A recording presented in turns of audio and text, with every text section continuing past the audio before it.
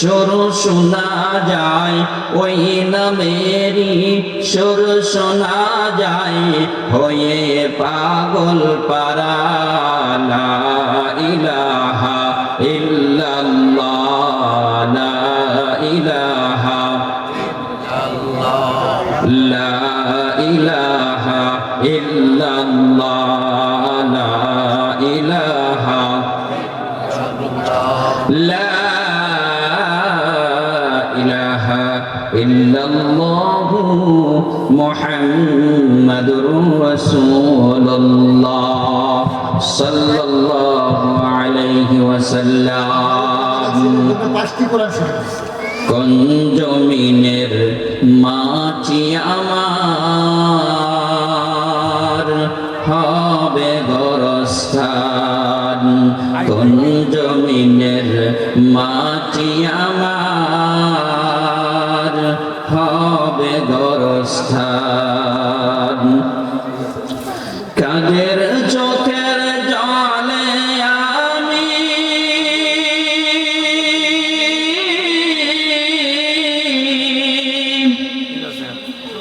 কাদের চোখের জলে আমি পাব পরিত্রাণ, কোন জমিনের মাটি আমার হবে গোরস্থান, কোন জমিনের মাটি আমার হবে গোরস্থান।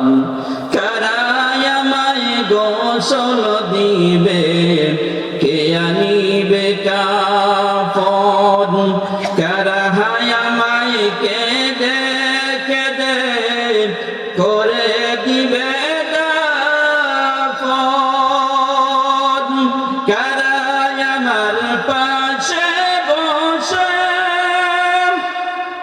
কারায় আমার পাশে বসে শোনাবে কোরআন, কোন জমিনের মাটি আমার হবে গোরস্থান, কোন জমিনের মাটি আমার হবে গোরস্থান।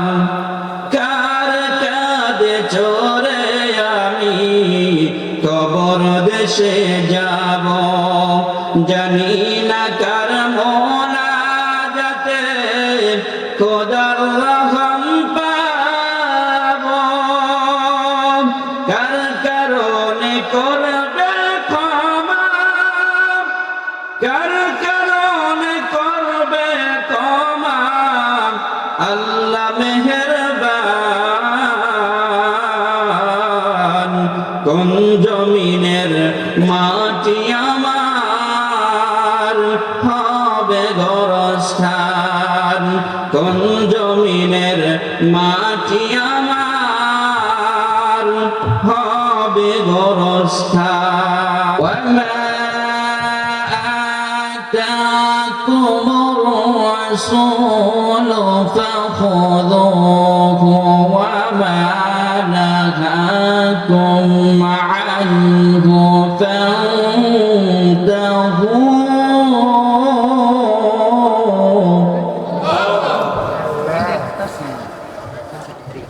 وما آتاكم الرسول فخذوه وما نهاكم عنه فانتهوا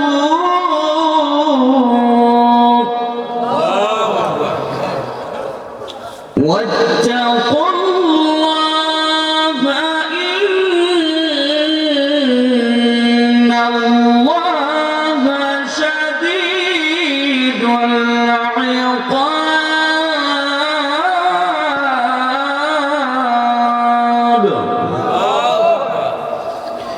মুসলমান বাবাজিরা আমার, এর সুখী নয়া পাড়ার মুরব্বী বাবাজিরা, যুবক ভাইয়ারা, পর্দার আড়ালের মা বোনেরা আমার, দিলের কানটা লাগায় কথাগুলো শুনবেন। আমার আপনার রব আল্লাহ এই আয়াতের মধ্যে কি বর্ণনা করতেছেন, কি আলোচনা করতেছেন? আমার আপনার কলিজার টুকরা নয়নের মণি বিশ্বনবী জনাবে মুহাম্মদুর রাসূলুল্লাহ সাল্লাল্লাহু আলাইহি ওয়াসাল্লাম উদ্দেশ্য করে বয়ান করতেছেন। আল্লাহ তাআলা বলেন, রাসূল তোমাদেরকে যা দেন তা তোমরা গ্রহণ করো। রাসূল আকরাম সাল্লাল্লাহু আলাইহি ওয়াসাল্লাম তোমাদেরকে যা দেন তা তোমরা গ্রহণ করো, যা নিষেধ করেন তা থেকে বিরত থাকো। এবং বলতেছেন, নিশ্চয়ই আল্লাহ রাব্বুল আলামিন ক্ষমাশীল, নিশ্চয়ই আল্লাহ তাআলা শান্তিদাতার মালিক। কথা বলেন ঠিক না বেঠিক? এবং বলতেছেন, নিশ্চয়ই আল্লাহ তাআলা কঠিন শাস্তিদাতার মালিক এবং আল্লাহকে ভয় করো।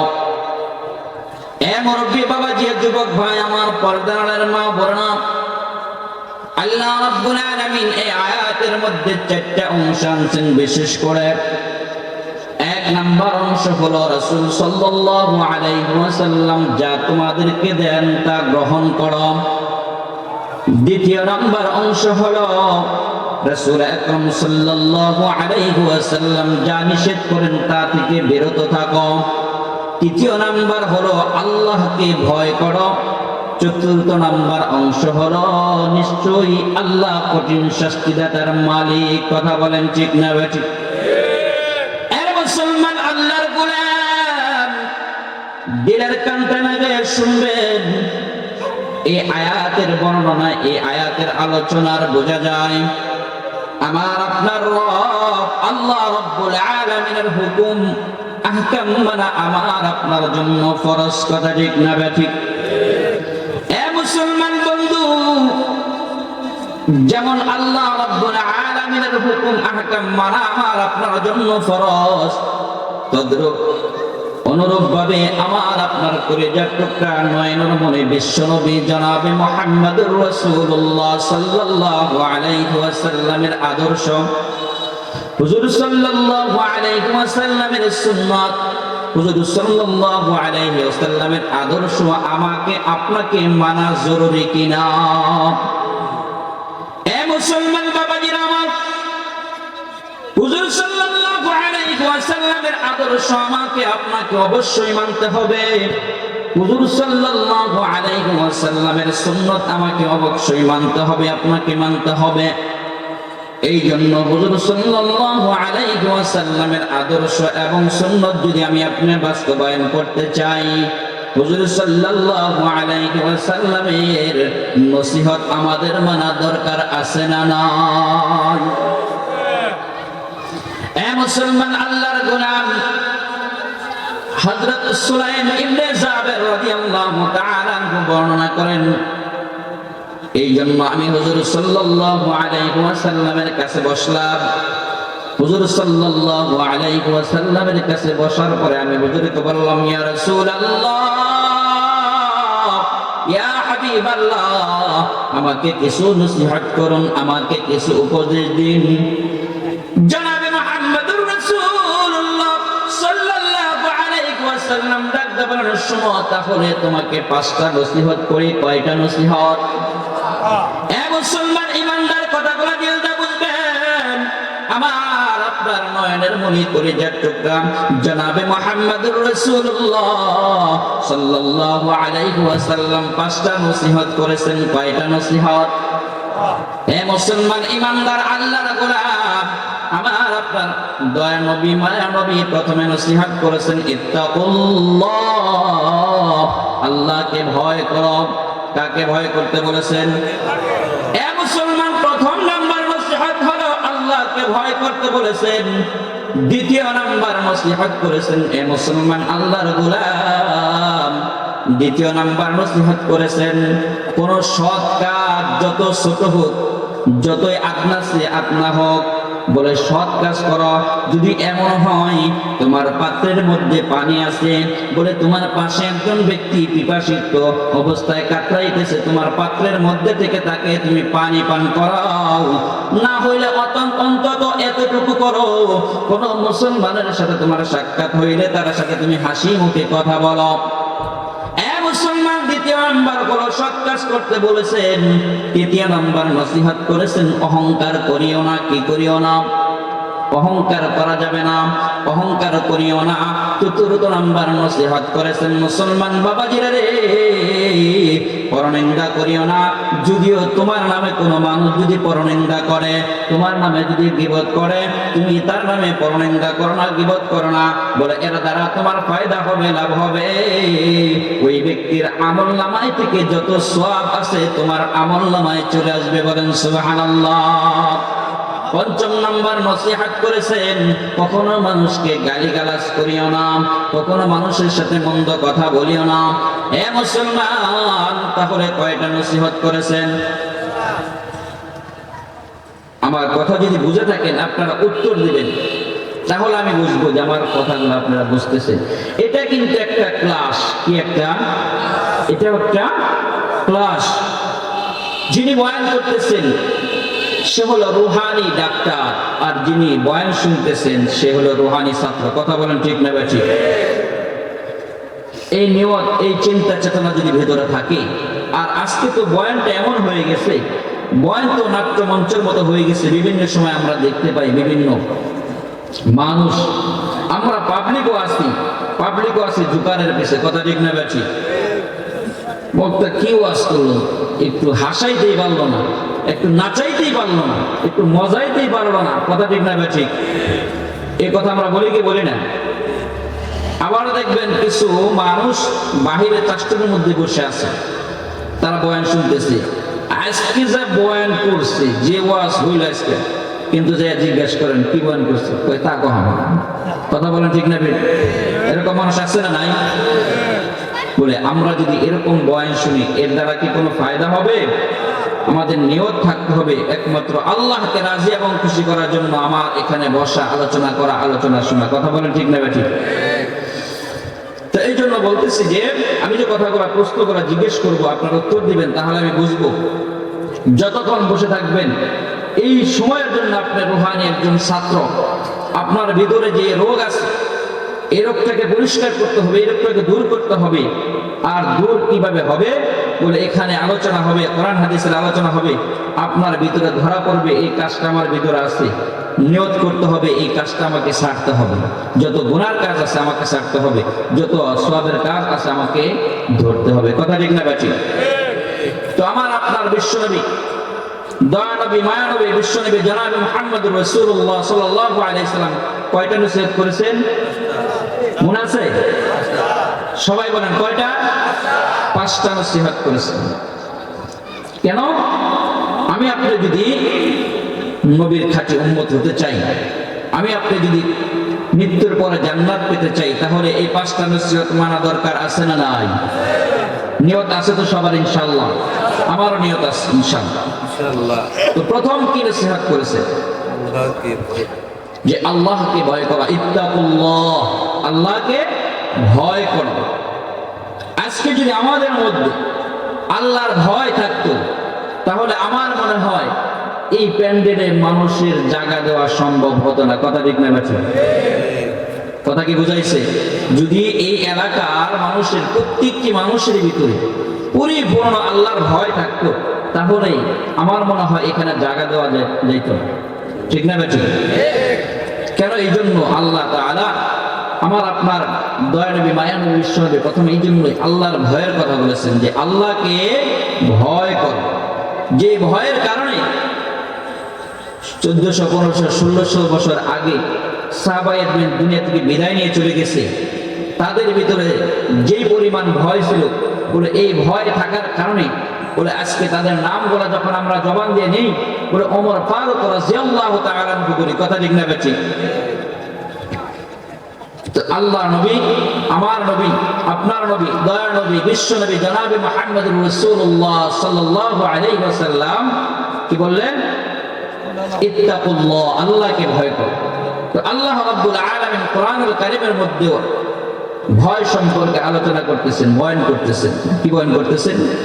বিসমিল্লাহির রহমানির রহিম।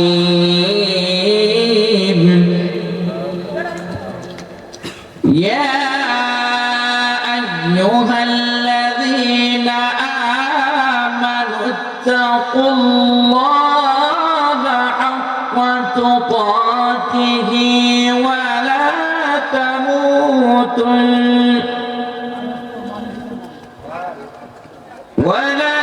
تموتن إلا وأنتم مسلمون।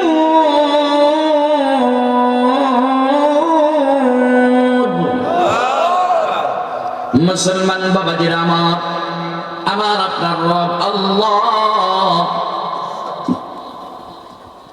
এই আয়াতের মধ্যে কি বয়ান করতেছেন, কি আলোচনা করতেছেন, দিলের কানটা লাগান। ইয়া আইয়ুহাল্লাযীনা আমানুত্তাকুল্লাহ, আমার আপনার রব আল্লাহ রাব্বুল আলামিন ডাক দেন, হে ঈমানদাররা, হে মুমিনেরা। তাদেরকে ডাক দিয়েছেন, ঈমানদারকে ডাক দিয়েছেন। কোন ইহুদিকে ডাক দেয় নাই, কোন খ্রিস্টানকে ডাক দেয় নাই, কোন অমুসলিমকে ডাক দেয় নাই, কেবলমাত্র ঈমানদারকে ডাক দিয়েছেন। আল্লাহ তাআলা ঈমানদারকে ডাক দিয়ে বলতেছেন, সম্বোধন করে বলতেছেন, হে ঈমানদাররা, হাক্কা তুকাতি, আমাকে পরিপূর্ণ ভয় করো, ভয় করার মতো ভয় করো। হে মুসলমান বাবাজিরা আমার, হে যুবক বন্ধু, হে বড়দারা, আমার মা, আমার বোনেরা,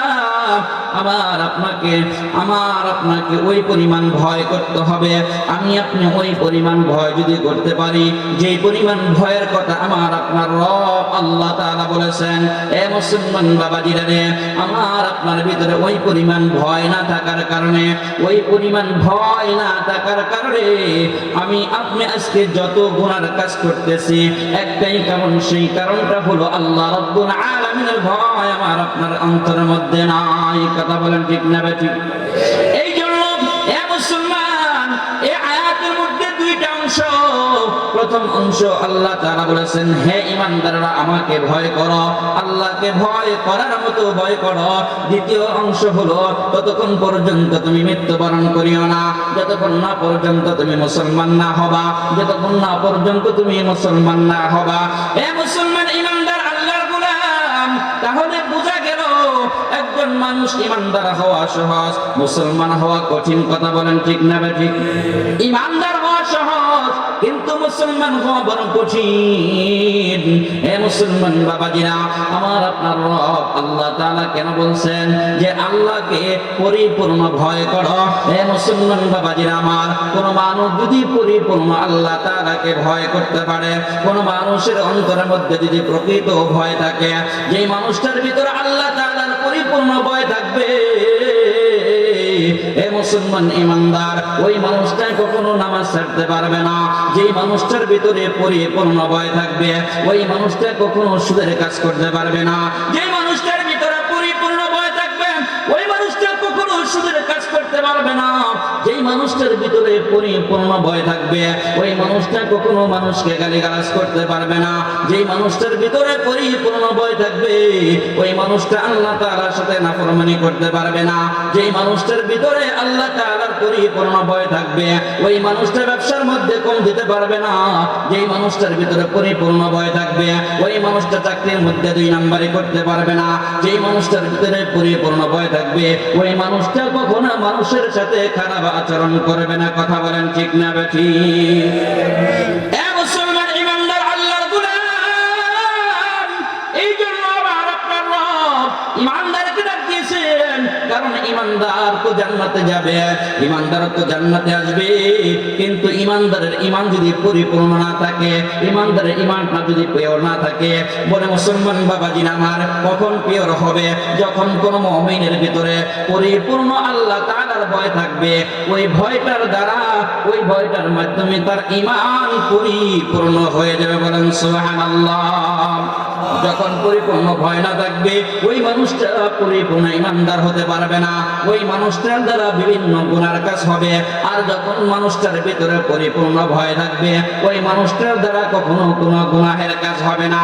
এ মুসলমান আল্লাহর গোলাম, এই জন্য আল্লাহ তাআলা আমাকে আপনাকে বলেছেন, হে ইমানদার আমাকে পরিপূর্ণ ভয় করো, ভয় করার মতো ভয় করো। এ মুসলমান কেমন ভয়? আজকে তো আমরা আল্লাহকে ভয় করি না, ভয় করেছেন এ মুসলমান ইমানদার জাবের রাদিয়াল্লাহু তাআলা ভয় করেছেন। ছোট্ট বালক কেমন ভয় আল্লাহকে করেছেন, কেমন ভয় জাহান্নামের করেছেন। এ মুসলমান ইমানদার আল্লাহর গোলাম, একটু দিলের কানটা লাগায় শোনো ও যুবক ভাই আমার, ও মুরব্বী বাবাজি, যুবক ভাইরা, মুরব্বী বাবাজিরা, পর্দার আড়ালে আমার মা আমার বোনেরা, একটু দিলের কানটা লাগায় শোনো। আজকে আমাদের অন্তরের ভিতরে, আজকে আমাদের দিলের ভিতরে আল্লাহ তাআলার ভয় না থাকার কারণে আমি আপনি আজকে গুনাহ করতেছি, মানুষের সাথে ধোঁকাবাজি করতেছি, মানুষকে গালিগালাজ করতেছি, ঘুষের কারবার করতেছি, যত রকমের দুই নাম্বারই করতেছি। একটাই কারণ, সেটা হলো আল্লাহ তাআলার ভয় আমার আপনার অন্তরের মধ্যে নাই। কথা বলেন ঠিক না ঠিক? এ মুসলমান ইমানদার আল্লাহর গোলাম, ছোট্ট বালক জাবের রাদিয়াল্লাহু তাআলা, এরা মুসলমান ইমানদার জাবের রাদিয়াল্লাহু তাআলা, ছোট্ট বালক এমন কান্না করতেছেন, এমন কান্না করতেছেন। এলাকার মানুষ মুরব্বীরা যে জিজ্ঞেস করে, এ জাবের তোমার কি হয়েছে, কি কারণ, কি হলো তোমার, এমন তুমি কান্না করতেছো কেন, এভাবে কেন কান্না করতেছো, এভাবে কেন কান্না করো, ঘটনা কি? এ মুসলমান ইমানদার আল্লাহর গোলাম, ছোট্ট বালক জাবের রাদিয়াল্লাহু তাআলা কান্না করে। মানুষেরা জিজ্ঞেস করে, তুমি কেন কান্দো? জাবের ডাক দেন, এলাকার মুরব্বী বাবাজি, আমি কেন কান্দি জানেন না গো, জানেন না? মুরব্বীরা ডাকতে বলে, তোমার কি হয়েছে, তোমার কি পেটে ব্যথা, মাথায় ব্যথা, তুমি কি অসুস্থ, নাকি খেলার কথা, খেলার সাথীদের কথা মনে পড়ে গেছে, নাকি খেলার কথা মনে পড়ে গেছে, কি কারণ, তোমার কান্নার কারণ কি? এ মুসলমান ইমানদার আল্লাহর গোলাম জাবেরকে যখন জিজ্ঞেস করেছে, জাবের ডাকতাম, ও মুরব্বী বাবাজিরা রে, আমি কান্না কেন করি আপনারা তো জানেন না, আমি কেন কান্না করি আপনারা তো বুঝবেন না, আমার কান্নার কারণটা কি জানেন? মুরব্বীরা জিজ্ঞেস করে, বলো তাহলে তোমার কান্নার কারণ কি, কি কারণে তুমি কান্না করতেছ? এবার যাবে ডাক্তার, মুরব্বী বাবাজিরা রে, আমি একটা কারণে কান্না করি, ওই যে মৃত্যুর পরে জাহান্নামের মধ্যে মানুষকে নিক্ষেপ করা হবে, জাহান্নামের মধ্যে নিক্ষেপ করা হবে, জাহান্নামের ভয়ে আমি কান্না করি। আমার কান্নার একটাই কারণ, আমার কারণটাই হলো জাহান্নামের ভয়, আল্লাহ তাআলার ভয় আমি কান্না করতেছি। মুরব্বী বাবাজিরা ডাকদা বলে, এ মুরব্বী বাবাজিরা রে, একটু দিলের কানটা লাগায় শোনো বাবা। এ যুবক ভাই আমার, ছোট্ট বালক জাবের এখনো পর্যন্ত তার উপর আল্লাহ তাআলার হুকুম হয় নাই। এ মুসলমান বাবাজিরা আমার, এবার বালককে যখন মুরব্বীরা ডাক জিজ্ঞেস করেছে, মুরব্বীদের উত্তরে বলি, ও মুরব্বী বাবাজিরা, আমার কারণ একটাই কারণ, আমি জাহান্নামের ভয়ে কান্না করতেছি, জাহান্নামের ভয়ে আমি কান্না করি। এবার মুরব্বীরা ডাকলাম, ও জাবের, তুমি তো এখনো ছোট্ট মানুষ, তুমি এখনো তো ছোট্ট বালক, তোমার উপরে তো এখন আল্লাহ তাআলার হুকুম নামাজ ফরজ হয় নাই, তুমি কেন কান্না করতেছ? এখনো তো তোমার গুনাহ লেখা হয় না, তুমি কেন কান্না করতেছ? কারণটা কি আমাদের তো বুঝে আসে না।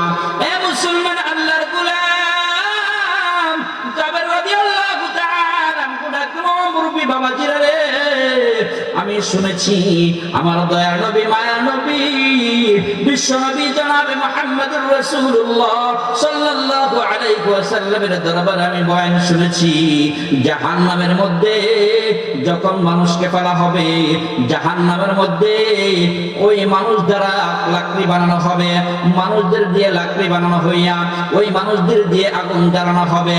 আমি বয়ান শুনেছি। হঠাৎ করে আমি দেখলাম আমার মা রান্না করতেছিল, আমি চুলার পাশেই বসা ছিলাম। আমি তাকিয়ে তাকিয়ে দেখলাম আমার মা রান্না যখন শুরু করলো, লাকড়ি যখন চুলার মধ্যে দিল, আমি সর্বপ্রথম আমি আমার মাকে দেখলাম ছোট্ট একটা লাকড়ি, সর্বপ্রথম ওই ছোট্ট একটা লাকড়ি হাতে নিল। ওই ছোট্ট একটা লাকড়ির মধ্যে আমার মা আগুনটা ধরাইলো, সর্বপ্রথম আগুনটা জ্বালাইলো। হে মুরব্বী বাবাজি, আমি দেখলাম ওই ছোট্টটা লাকড়িতে আগুন ধরানোর পরে, সর্বপ্রথম জ্বালানোর পরে আস্তে আস্তে করে বড় বড় লাকড়িগুলা চুলার মধ্যে দিল। ও মুরব্বী বাবাজিরা শুনেন, আমার ভয় হইতেছে কিয়ামতের ময়দানে কঠিন মুসিবতের দিনে যেহেতু মানুষ দ্বারা জাহান্নামের আগুন জ্বালানো হবে, আমার ভয় হইতেছে খোদা না খাস্তা আল্লাহ তাআলা যদি আমাকে সর্বপ্রথম ওই যে আমার মা ছোট্ট লাকড়ি দ্বারা যেমন আগুন জ্বালাইলো, আমাকে দিয়ে যদি আল্লাহ তাআলা ওই জাহান্নামের আগুন জ্বালায়, তাহলে আমার কি অবস্থা হবে, আমার কি উপায় হবে, কি উপায় হবে, হায় রে আমার কবরে, কি উপায় যে হবে আমার কবরে, সাথী নাই রে বাঁচি নাই রে আমার কবরে, সাথী নাই রে বাঁচি নাই রে আমার কবরে, কেমনে থাকব ওই না অন্ধকার কবরে, কেমনে থাকব ওই না অন্ধকার কবরে। কথা বলেন ঠিক না ঠিক? তাহলে কেমন হয়? এই যে জাবের রাদিয়াল্লাহু তাআলা ছোট্ট সাহাবী, ছোট্ট বালক, তার ভিতরে কি পরিমাণ ভয় ছিল? কথা বলেন ঠিক না ঠিক? বলে এই পরিমাণ ভয় আমাকে আপনাকে করতে হবে। আরো একটা এক্সাম্পল দিয়ে বোঝা আসবে যে ভয় কাকে বলে, কেমন ভয় করার কথা বলেছে। মনে করেন আপনার আমার এলাকার ভিতরে একটা পুষ্কুনি আছে, পুষ্কুনির মধ্যে পানি শেষ করা হয়েছে। বলে পানি শেষ করার পরে মাছ থাকে কি থাকে না? মাছ থাকে না? মাছ ধরতেছে ধরতেছে, পুকুরের চারপাশ দিয়ে কিন্তু মানুষ দাঁড়িয়ে থাকে। কথা বলেন ঠিক না ঠিক? অনেকগুলা মানুষ দাঁড়িয়েছে। সমাজের ভিতরে দুইজন ব্যক্তি সবচেয়ে সম্মানী ব্যক্তি, একজন হলো ইমাম আর একজন হলো মাস্টার। কথা বলেন ঠিক না ঠিক? মাছ ধরতেছে, এই ইমাম সাহেব আর মাস্টার একজন ব্যক্তিকে ডাক দিয়েছে, ভাই এদিকে আসো, এই যে একটা গর্ত দেখা যায়, এই গর্তের মধ্যে একটা মাছ ঢুকেছে, মাছটা তুমি ধরে নিয়ে যাও। এই দুইজন ব্যক্তি কি মিথ্যা কথা বলার মতো ব্যক্তি, সত্য কথা বলার মতো ব্যক্তি না সমাজের ভিতরে? যিনি যাকে বলছে উনি মাছ কিন্তু দেখেনি, কিন্তু ওনাকে ডাক দিয়েছে, উনি আসতেছে আসতেছে, যখন কাছাকাছি চলে এসেছে, ভয় কাকে বলে একটু খেয়াল করেন। কাছাকাছি চলে এসেছে, ইতিমধ্যে আরেকজন ব্যক্তি কিনারা আয়েশা দাঁড়িয়ে গেছে। ওই ব্যক্তি সমাজের ভিতরে সবচেয়ে নিকৃষ্টবান ব্যক্তি, যে সব সময় নেশা করে, মিথ্যা কথা বলে, জুয়া খেলে, এরকম চুরি করে, এমন একজন ব্যক্তি আয়েশা দাঁড়িয়ে গেছে পাশে। যখন মাছের কাছাকাছি, ওই গর্তর কাছাকাছি চলে এসেছে, এই তৃতীয় নাম্বার ব্যক্তি এসে বলতেছে, না না এখানে হাত দিও না,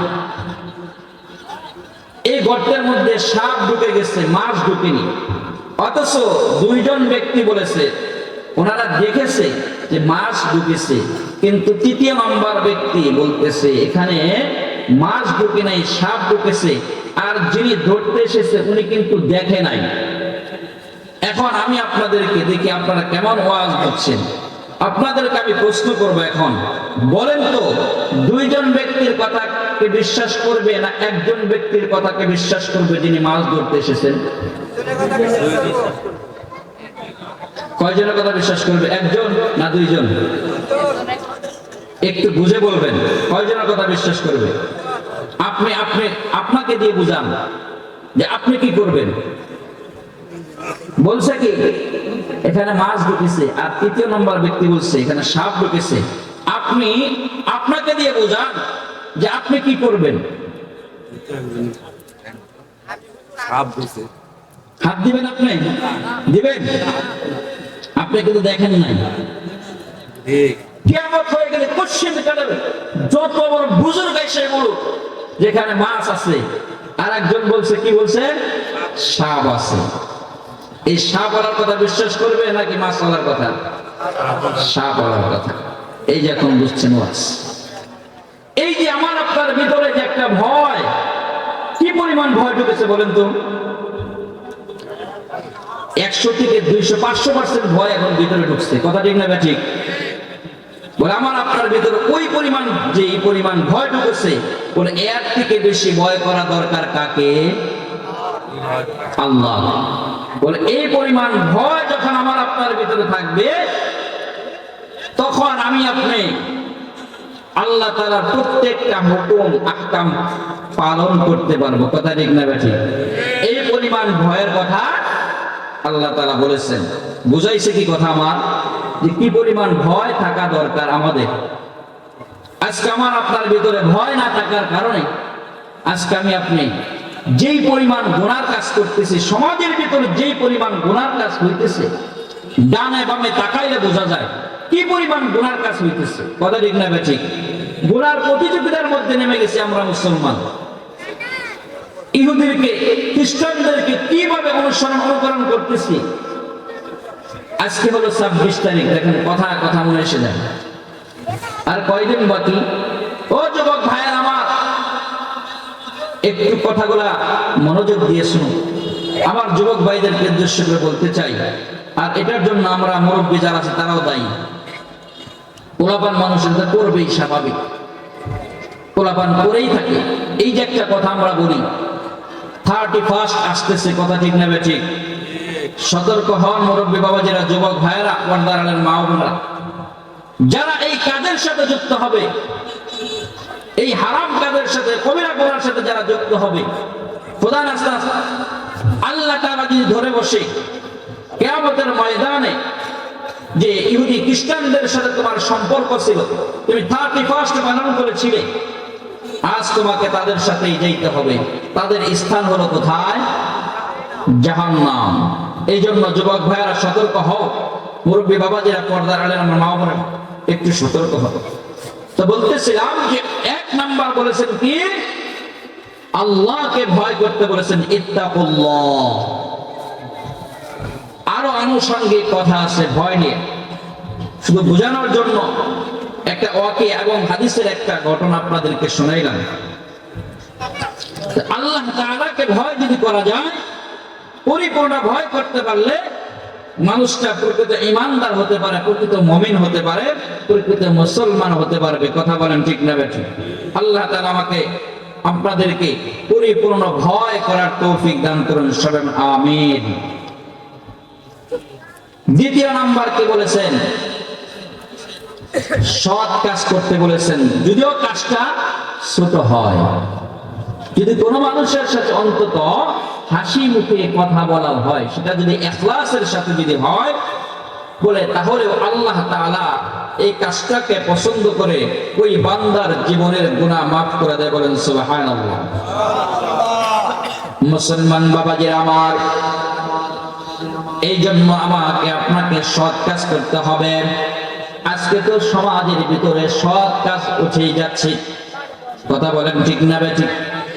এর মুসলমান ইমানদার আল্লাহর গোলাম কোন মানুষ যদি তার জীবনের পরিবর্তন করে ফেলে, সততার সাথে চলতে চায়, সঠিকভাবে চলতে চায়, দেখবেন সমাজের ভিতরে কিছু যুবক ভাই আছে আমার, 3 দিন 40 দিন তাবলীগে যাইয়া জীবনটা পরিবর্তন করে আসে। এ মুসলমান ইমানদার, আমাদের ভিতরে কিছু মানুষ আছে, এই সমস্ত যুবকদেরকে উৎসাহ দেয়া বাদ দিয়ে তাদেরকে তিরস্কার করে। কথা বলেন ঠিক না ঠিক? এ মুসলমান ইমানদার আল্লাহর গোলাম, এমন কিছু সমাজের ভিতরে মানুষ আছে, তাদের যখন 40 দিন তাবলীগের সাথে মেহনত লাগাইয়া সুন্দর দাড়িটা নিয়ে আসে, টুপি মাথায় দিয়ে লম্বা জামা গায়ে দিয়ে যখন এলাকার ভিতরে আসে, সমাজের ভিতরে আসে, দেখবেন কিছু মানুষ ওই সমস্ত যুবকদেরকে ডাক দেয়, বল কে মুসল্লি হয়ে গেলে নাকি? কথা বলেন ঠিক না বেঠিক? কে মুসল্লি হয়ে গেলে নাকি?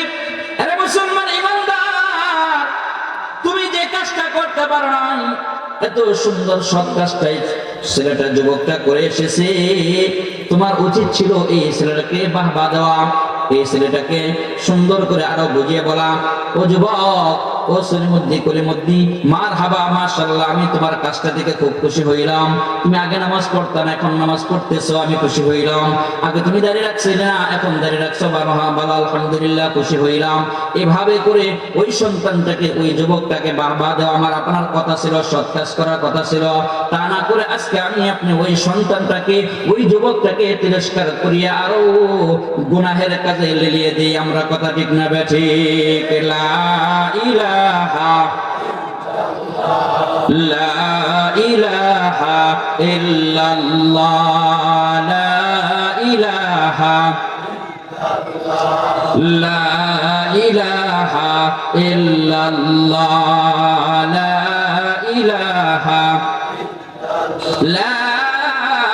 ইলাহা ইল্লাল্লাহ, মুহাম্মাদুর রাসূলুল্লাহ সাল্লাল্লাহু আলাইহি ওয়াসাল্লাম। তৃতীয় নাম্বার হলো অহংকার করা যাবে না। এ মুসলমান ইমানদার, অহংকার করলে, এ মুসলমান বাবাজিরা আমার, অহংকার হলো সমস্ত ধ্বংসের মূল, সমস্ত পতনের মূল। এ মুরব্বী বাবাজি, যুবক ভাইরা, কোন মানুষ যদি অহংকার করে চলাফেরা করে, আল্লাহ রাব্বুল আলামিনের চাদর নিয়ে টানাটানি করলো। এ মুসলমান বাবাজিরা, আল্লাহ তাআলা বলেন, ওয়ালা তামশি ফিল আরদি মারহা, অহংকার করিয়া, ধম্ব করিয়া জমিনের উপরে চলাফেরা করো না।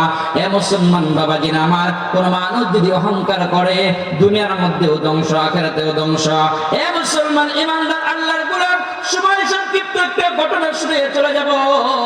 উত্তরবঙ্গের একটা বান্দা অহংকার করেছিল, ধম্ব করে চলাফেরা করত। বাবা হাজী সাহেব ছিল, সন্তান এরকম নেশা করেছিল। এ মুরব্বী বাবাজিরা আমার, লোকটা এমন ছিল, হঠাৎ করে একদিন এই সন্তানের বিষয় নিয়ে ইমাম সাহেব জুমার নামাজে কিছু আলোচনা করেছিল। এ যুবক লক্ষ্য করো, খেয়াল করো, এ ইমাম সাহেব কিছু আলোচনা করেছিল। জুমার নামাজের পরে বন্ধু বান্ধব সবাই মিলে বসলো।